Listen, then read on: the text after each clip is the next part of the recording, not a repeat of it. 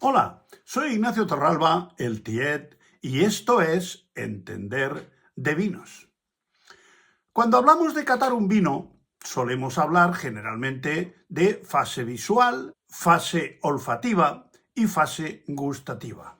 Parece ser que son los tres sentidos responsables de la cata del vino. Y nos olvidamos de que el tacto es el gran sentido de la cata, casi siempre ignorado, pero que tiene una participación en la cata no importante, sino trascendental. El tacto es el sentido más amplio del cuerpo humano. Se encuentra en toda la piel e incluso en la parte interior del organismo, en los epitelios del tracto digestivo, donde notamos si una bebida que baja por la faringe está fría, caliente o tiene algún efecto cáustico. ¿En qué quedaría la experiencia sexual si quitásemos el sentido del tacto? Prácticamente solo con la parte emocional, que es importante, pero del mismo modo que el olfato, la vista y el gusto nos informan de que un alimento está en mal estado, el tacto nos avisa antes de que nos quememos de que nos vamos a quemar. Una persona afectada de analgesia que ha perdido el sentido del tacto puede no sentir el dolor de una quemadura, pero sí sufre las consecuencias del daño igual que otro ser humano. Solo la vista y el oído pueden llevar a cabo su función sin contacto, porque los otros tres necesitan del contacto directo para actuar. La cata y el disfrute del vino requiere que el tacto de la boca sienta la presencia del vino para llevar a cabo su función. El sentido del tacto capta sensaciones tanto físicas como mecánicas. En primer lugar, la temperatura.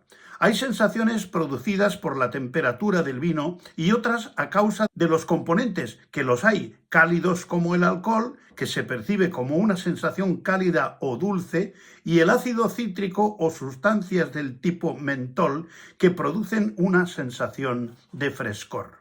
Después está la astringencia. Los taninos son sustancias con grupos fenólicos que pueden producir sensación de astringencia porque coagulan los componentes lubricantes de la saliva y a la vez producen sensaciones sápidas de sabor amargo. Después está el cuerpo del vino. El llamado cuerpo del vino es una sensación táctil y por lo tanto perceptible por el sentido del tacto debido a la suma de varios componentes y el equilibrio de estos. El alcohol, taninos, azúcar, ácidos es por lo tanto una sensación multisensorial en cuya detección intervienen además del tacto el gusto y el olfato. Como sinónimo de cuerpo también se suele hablar del peso del vino. Después está el concepto de lubricación. Depende de la presencia de sustancias lubricantes como el glicerol, que es el segundo alcohol más abundante del vino y que al tener cierta viscosidad es el que genera las lágrimas o piernas del vino, hace que el vino se deslice por la boca de manera más fluida. Después está la viscosidad, que es la resistencia de un líquido a fluir. El vino es un líquido bastante fluido. El principal componente que modifica la viscosidad es la mayor o menor presencia de azúcares residuales. Cuantos más azúcares, más viscosidad. El alcohol también contribuye a la viscosidad. Es 1,25 veces más viscoso que el agua, pero no influye tanto como los azúcares en la viscosidad del vino. Otro elemento de la percepción sensorial del vino es el movimiento de la lengua. Hay un experimento muy fácil de realizar que es intentar degustar un vino sin mover la lengua. Veremos que la sensación que el vino nos produce es mucho más pobre. La cavidad bucal está rodeada por 43 músculos controlados por el nervio facial. Anatómicamente hablando, no somos muy diferentes de otros animales mamíferos, pero el ser humano es capaz de manejarlos con gran precisión para expresar gran variedad de emociones y sentimientos. Durante la cata del vino, los catadores hacemos movimientos parecidos al de la masticación, a través de los músculos masetero, temporal, pteroideo lateral y pteroideo medial, en los que también interviene el nervio trigémino. La masticación estimula la secreción de saliva. Por supuesto, la masticación no sería posible sin la colaboración de la lengua controlada por el nervio hipogloso.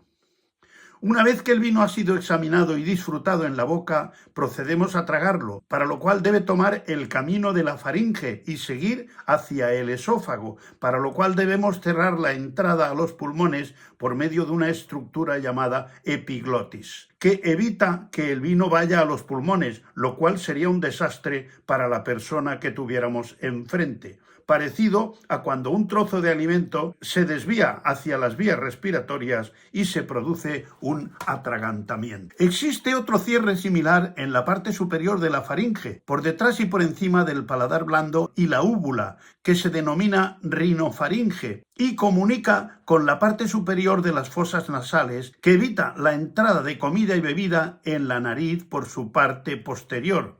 A los que nos ha pasado alguna vez, podemos afirmar que se trata de una situación poco deseable.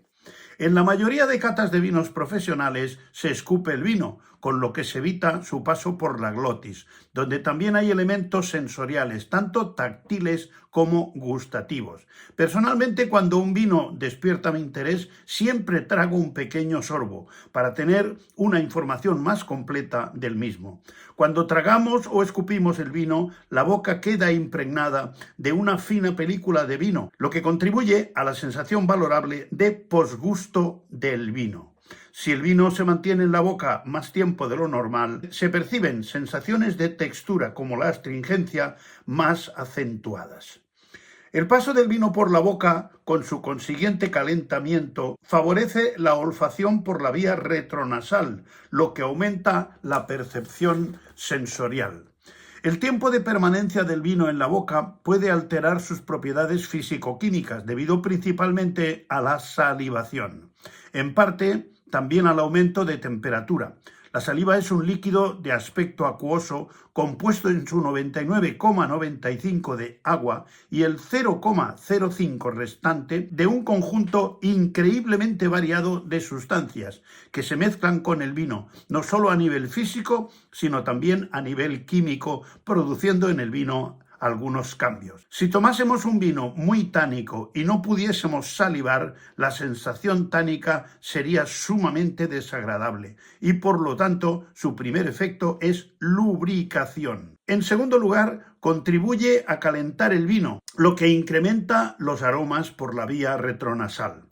Aporta sales minerales que ayuda a que varios receptores puedan captar sus estímulos de forma más eficiente. La saliva también aporta enzimas y proteínas ricas en prolina.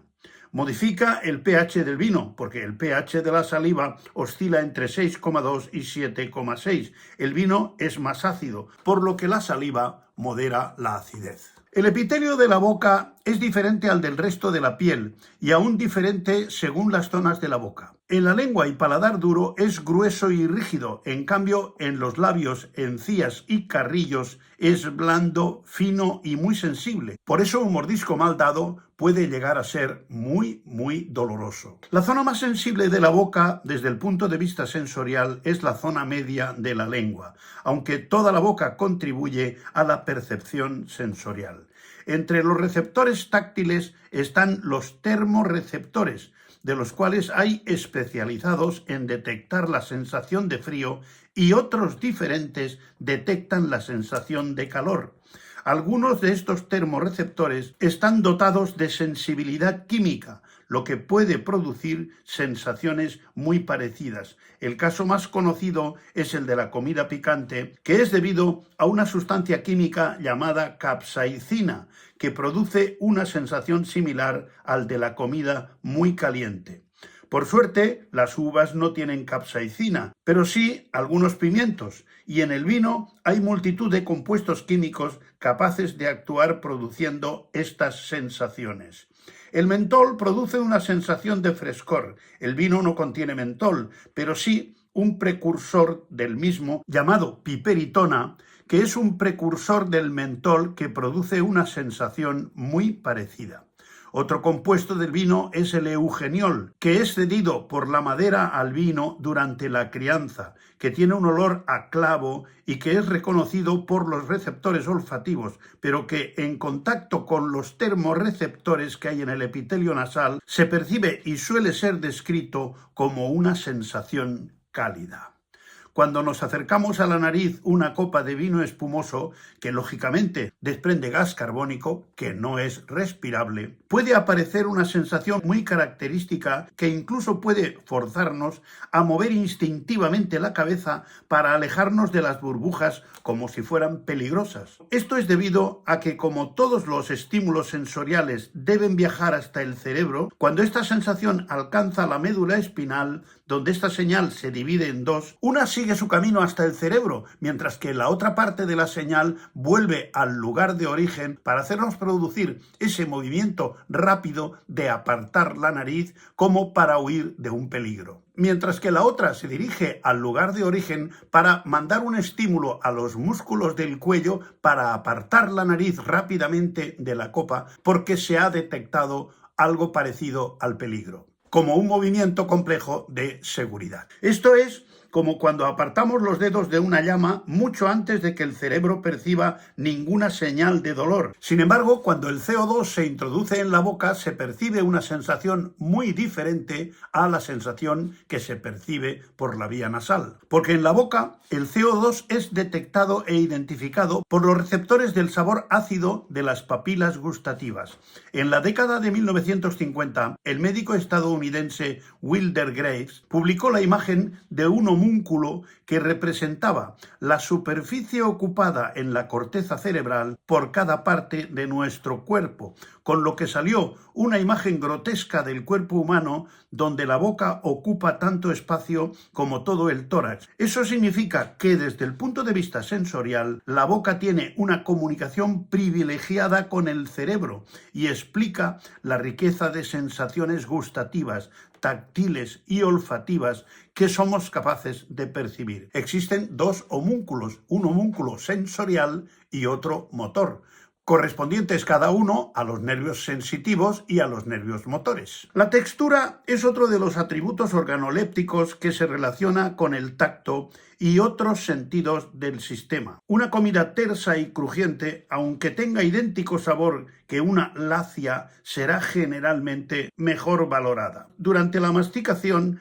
la percepción está influida por las modificaciones que ocurren en el contacto con los dientes y paladar, así como con la mezcla con la saliva. En la boca, la información auditiva contribuye a la evaluación de la textura. Los alimentos tienen atributos como densidad, granulosidad, viscosidad, elasticidad y adhesividad. Estos atributos corresponden a alimentos sólidos. Pero en el caso de los líquidos, como es el vino, se puede hablar de astringencia y efervescencia.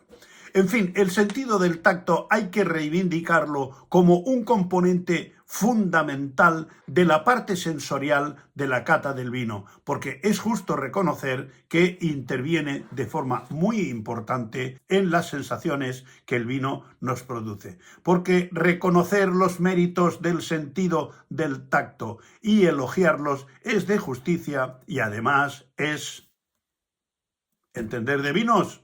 Hasta otra.